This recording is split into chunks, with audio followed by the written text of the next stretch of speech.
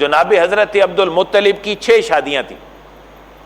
اب 4 شادیاں تو امت محمدیہ میں ہیں، اس سے پہلے متعدد شادیاں تھیں، 6 شادیاں تھیں، اور ان میں جناب فاطمہ بنت عمر نبی پاک علیہ الصلوۃ والسلام کی حقیقی دادی جان ہے. حضور کی دادی جان کا نام بھی اب آپ کے ذہن میں آ جانا چاہیے، ان کا نام کیا ہے؟ فاطمہ. اسی نسبت سے یاد کر لیں. حضرت عبدالمطلب کی شادیاں 6 ہیں، حضور کی سگی جو دادی ہیں ان کا نام کیا ہے؟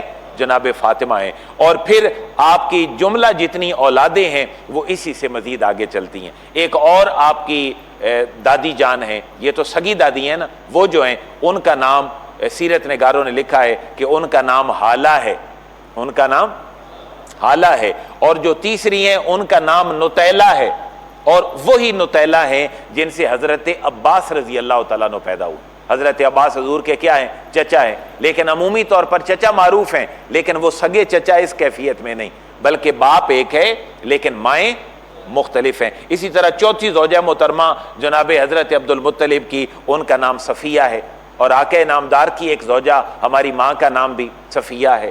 اس کے بعد 5ویں زوجہ ہیں حضرت عبدالمطلب کی جن کا نام لبنہ ہے، اور 6ٹھی زوجہ محترمہ ہیں جن کا نام ممنہ ہے.